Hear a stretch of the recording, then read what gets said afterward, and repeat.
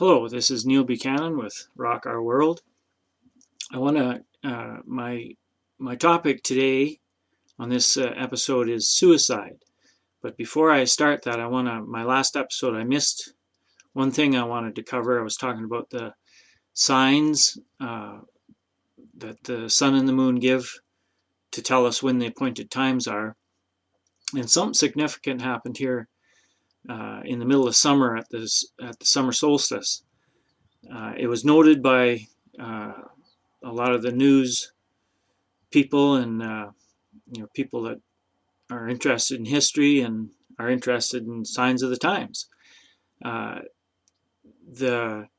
On the day of the summer solstice, the longest day of the year, was also a full moon, the day of the full moon, and that's the first time that happened since 1948, which was the year that Israel became a nation.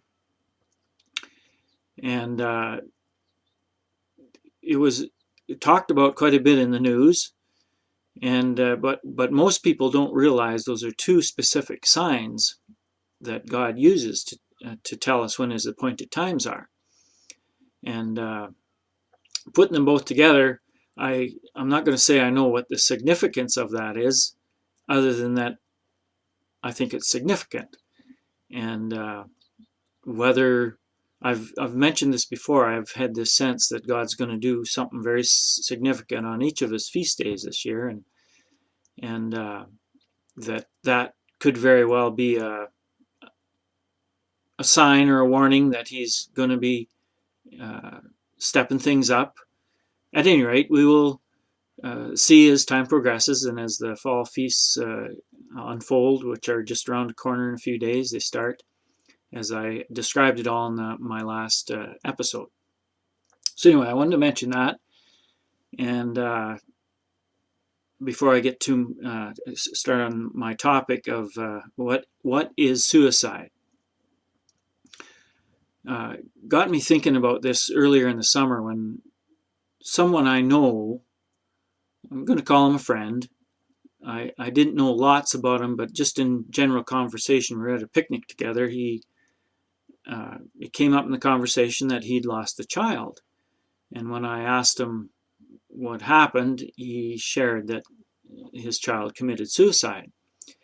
And, it's one of those kind of spots where you think, I wish I hadn't said anything, but what do we say next? And anyway, what I did say is that religion has taught a lot of harsh things about suicide, and in my walk of 40 years, I've come to see that there's lots of error in religion. And anyway, this man's response was, I hate religion, even though he loves God and he loves the ways of God. But religion is, this is my terminology, is man's ideas of how to do God's ways, rather than what God is actually asking us to do.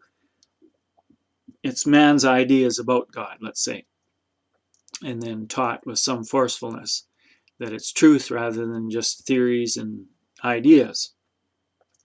In the religion that my wife and I were part of for the first 23 years, we taught that a person that commits suicide has done a very evil deed, and that they have murdered themselves, and then that commits them to, let's say, go to hell. We didn't put it that way, but our particular theology more or less put us in hell. And that's kind of going back to the idea that when you die, you're faced with two doors. One's an elevator up to paradise, to heaven, and the other's a chute that shoots you down to hell, and you burn forever.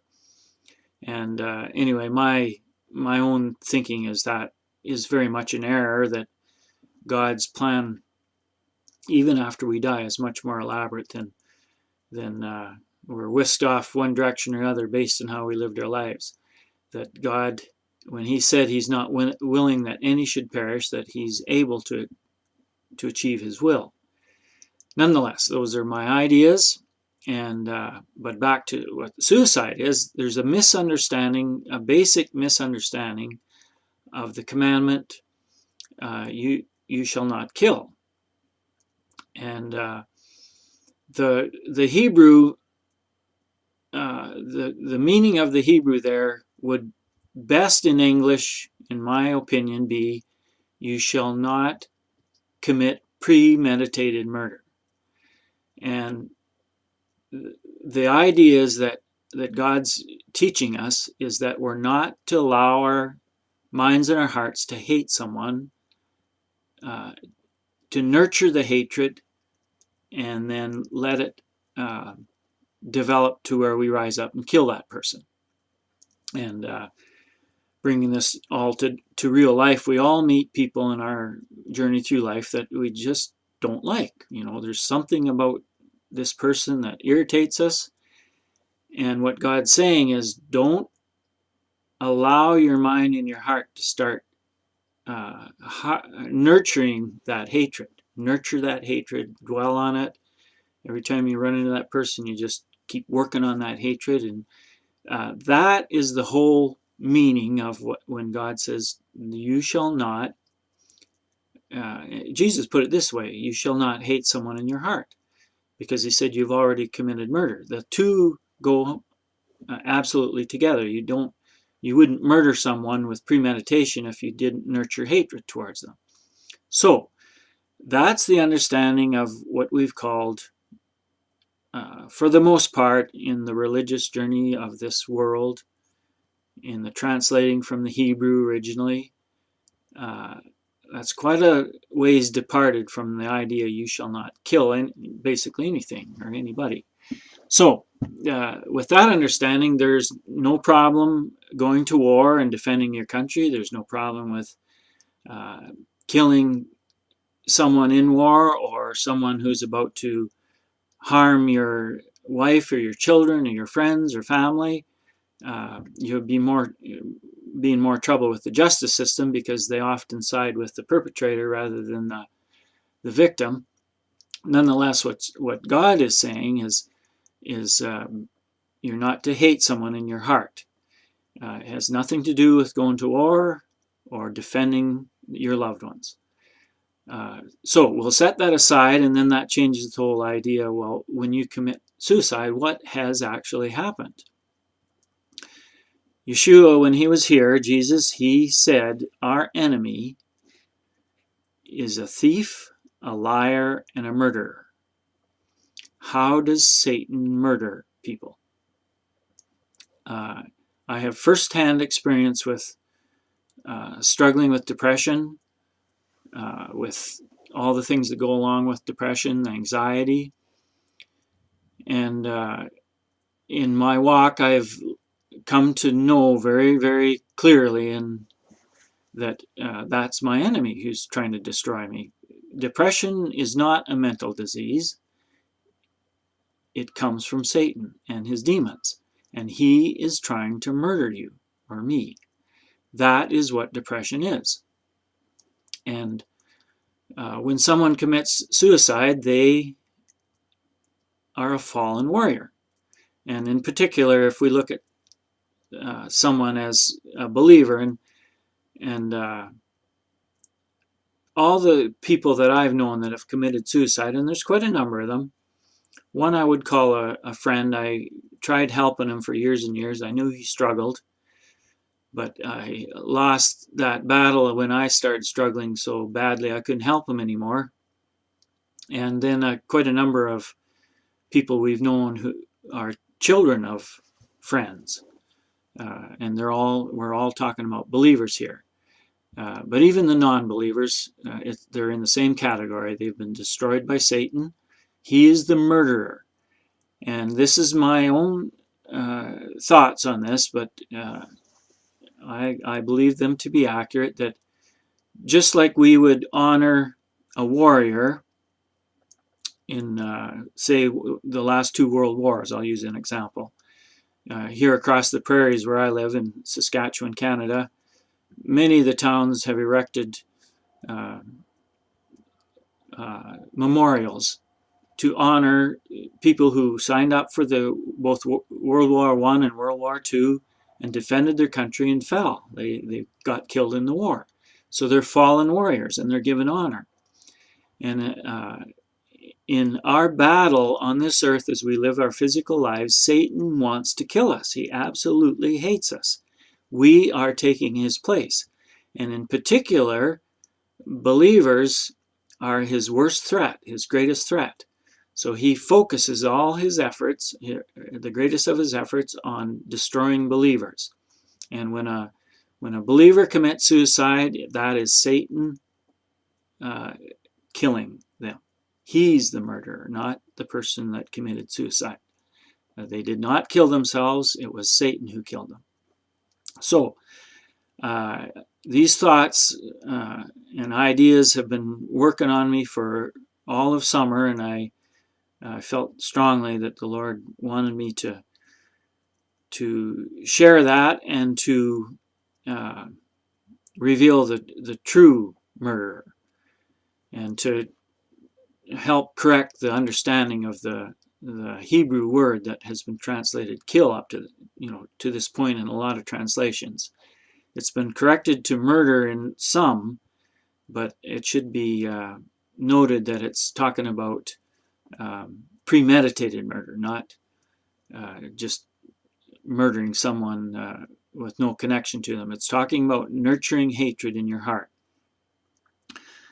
So I believe I've covered everything I wanted to here. I'm just going to take a look at something I wrote down here. Yes, there is, and this is a little different topic too. Backing up to the last episode on the appointed times, I mentioned that when you look at the 3 extra books I've talked a lot about, that were, in my opinion, they were removed from the record of God's Word because, for one, that's the book of Jasher, the book of Enoch, and the book of Jubilees. They were removed. There's 2 reasons I see that they're removed, and they're removed by Satan. He's in charge of the religious bodies that run these things. All 3 of those books have a lot of detail about Satan and the demons, and I did mention that. There's another thing in these 3 books. They bring to light and fully support all the appointed times of the Lord. In fact, more so than what's in the Torah, the prophets and the writings. Although the Torah, the prophets, and the writings contain lots of supportive information that these appointed times are very, very important to the Lord. They're part of his revelation to man. They teach us about the entire plan of God. And I've just started talking about how the 8th day, the New Moon Festival, is a celebration of the time of the new heavens and the new earth. And I will eventually devote a whole episode to this, but I want to mention that up until this point in religion, a lot of religions don't cover too much of anything of this. They don't understand that they should be keeping the festivals, and they understand the Sabbath day to some degree. Christians keep Sunday and the Jewish people keep Saturday. And so there's some small degree of understanding there, and that the 6 working days depict the 6,000 years that men are going to be allowed to run things on earth, and then God is going to step in in a full 1,000 years, the kingdom of God, and run things his way. But that's still not the end of the plan. The 8th day is the fulfillment of the entire plan, and it is the greatest time of them all. It is far beyond even the 1,000 years. And what happens right at the end of the 1,000 years is Satan is going to be released from his prison, and within a very, very short time, he seduces the entire world a second time. And everyone turns on God and on the people of God, and that's all described near the end of the book of Revelation. You can read the account of that.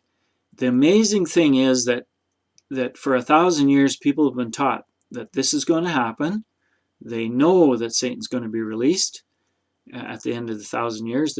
They're being prepared for it. They're taught. They're encouraged to shore up their will and be prepared for when Satan broadcasts this evil that he's able to do. And just like we deal with him today. And again, with suicide, that's what's causing it, is Satan's evil influence, and he's able to influence us very strongly. With one of the writers called him the prince of the power of the air. I'm not going to try and describe how he does this. He's a supernatural being. He's a spirit being, just as the angels are and God is. So how things work in the supernatural, I only have a glimpse of, as anybody who's physical does. And at any rate, Satan is able to do all these things. And anyway, when he's released for a very short time at the end of the 1,000 years, within a short time, he affects the entire world. Virtually 100% of the population is seduced by him and turns against God in a very short time.